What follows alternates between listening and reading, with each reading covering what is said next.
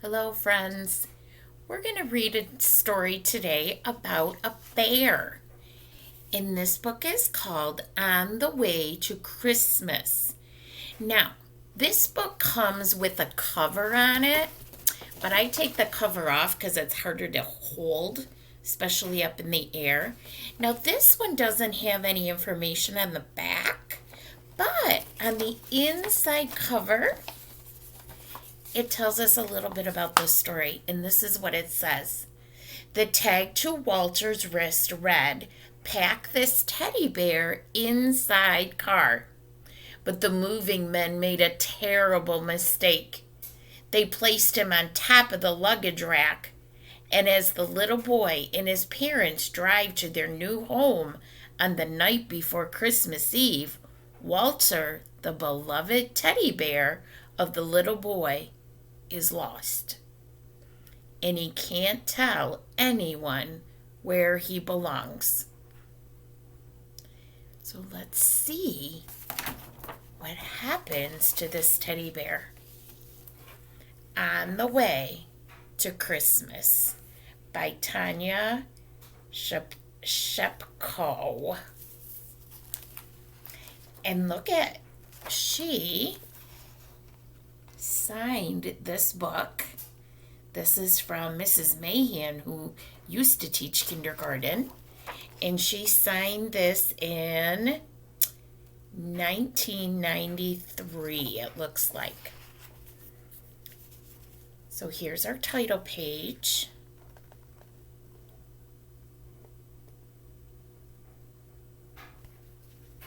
Here's our boy with his bear.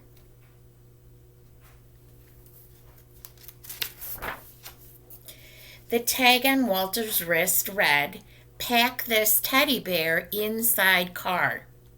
But the moving men didn't see it. The bear was covered by a blanket and the tag was hidden. Walter wondered why he wasn't with the little boy. He was riding with the suitcases on top of the luggage rack. The moving men had made a terrible mistake. So if you look close in the picture, you can see the teddy bear wrapped in the blankets. And look at what the author did with these words. I'm trying to hold it so you can see it. Pack this teddy bear inside car. They did it in all capital letters because they wanted the moving men to see it. And so the author was also putting it in big print so that she could show us what the tag looked like. In the back seat, the little boy woke up from a restless sleep. Something was wrong. "Stop the car!" he cried out. "We forgot Walter." But Father couldn't stop. They had to reach the new house by Christmas. "Try not to worry," Father said gently. "He must be in the moving van." But what if Walter had been left behind? So here Walter is, way up on top of the car, and it's a snowstorm. And here's the little boy, and he's worried about Walter.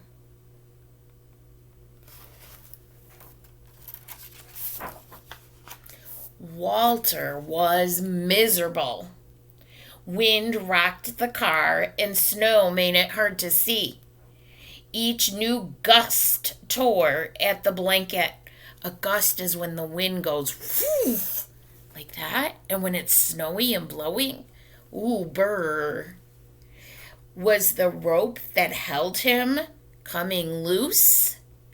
A suitcase moved beneath him, so the stuff on top of the car was shifting as they would hit bumps and as the wind was blowing. A bump in the road was all it took. Look very closely at this picture. What's happening to poor Walter? Oh my goodness. Let's see what happens. The bear flew through the air. He watched the red taillights disappear into the snowstorm.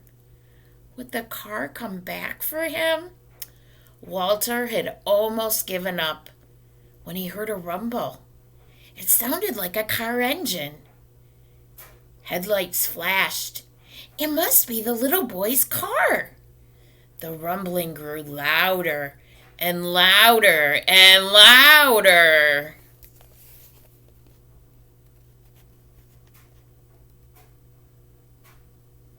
So here he's seeing the car go, and then he's hearing an engine, and it's getting louder and louder.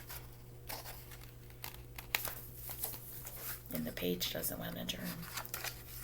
There we go. And a big yellow snowplow roared around the corner.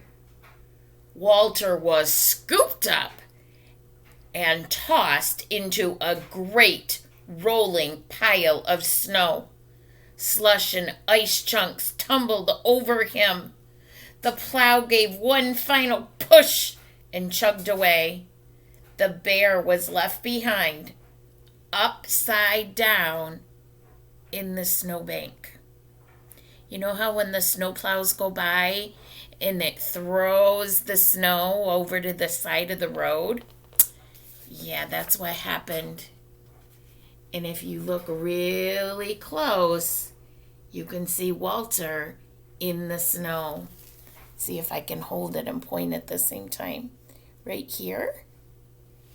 There's Walter. Oh my.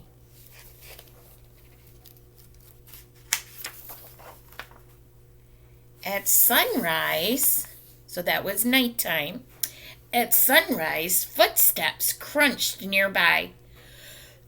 Excuse me.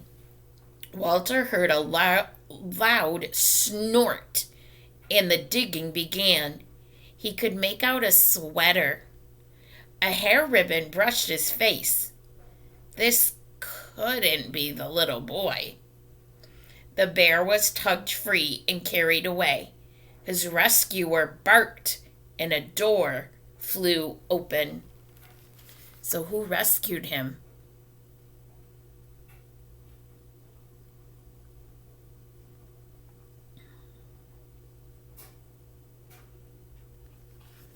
Yeah, it was the dog, wasn't it? Walter was inside a beauty shop. The owner puzzled over the tag attached to the ragged bear's wrist. Puzzled means she was confused. Part of the message was missing. Poor bear, she said. You must be lost. We'll fix you up and find you a home. Walter was treated just like a customer. Then he was placed in the window with a sign that read, Homeless bear, claim me. The dog slept beside him. So here he is at the beauty shop. He's sitting on magazines to make him tall enough, and they're drying him under the hair dryer. And here's his new friend, the dog. And it says the dog sleeps next to him when they put him in the window of the beauty shop. Many children passed the window. Walter was certain the little boy would find him now. A woman stopped. She grinned at him. Don't look at me, Walter panicked. He belonged to the little boy. But the woman marched into the shop. I know where you belong, she said as she reached for the bear. The dog growled at her as she ripped off the sign. Walter left the shop in a cardboard box tied with a silk hair ribbon.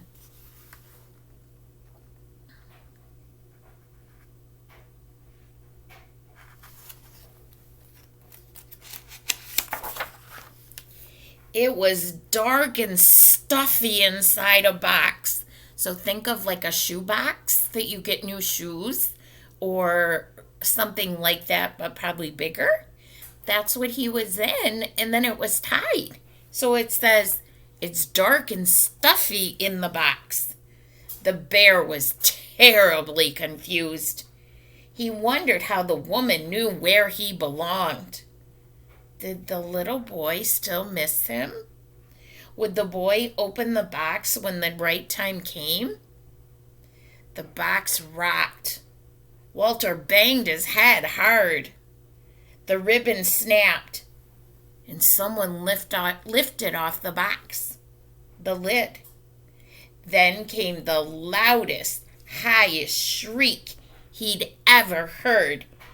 Yippee! I found one of my presents!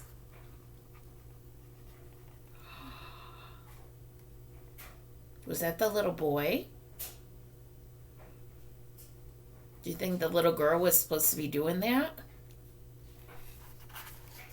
Probably not. The girl kicked the broken box aside and skipped back to her bedroom. In a sing-song voice, she chanted, "Mom thought she hid them all, but I'm too smart." Walter had never seen so many toys. Almost all of them looked broken. And now, did he belong here too? The girl held her new present up to the light to get a better look. So she's holding it up like this to the light. She pouted and stuck out her tongue. "You're old and you smell funny," she screeched. "I don't want you."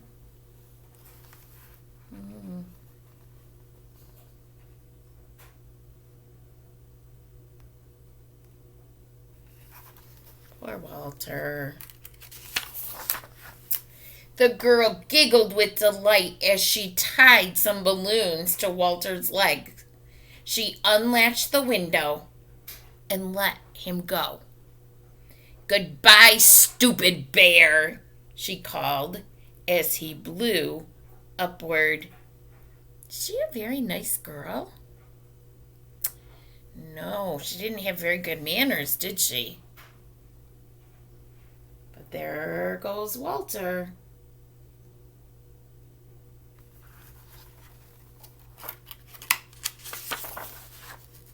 Colored lights twinkled below. Songs of carolers drifted on the wind. It was Christmas Eve. The bear rose higher and higher. A light glimmered above him, but Walter wasn't watching. He sighed and looked hopelessly at the disappearing city. He knew he would never see his little boy again.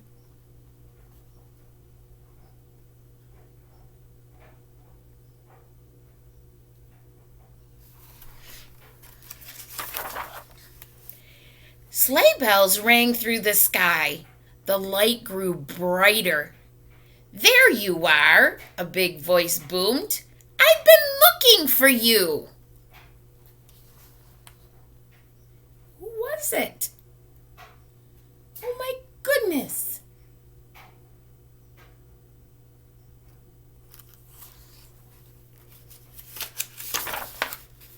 Walter was swept up and tucked into a warm red coat.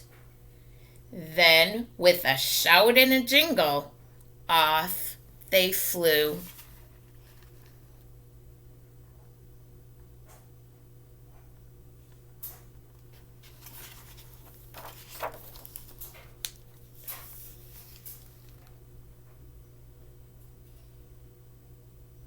There's only one word on this page, and it says Walter on this chalkboard, and it has a bear on it. Where do you think he is?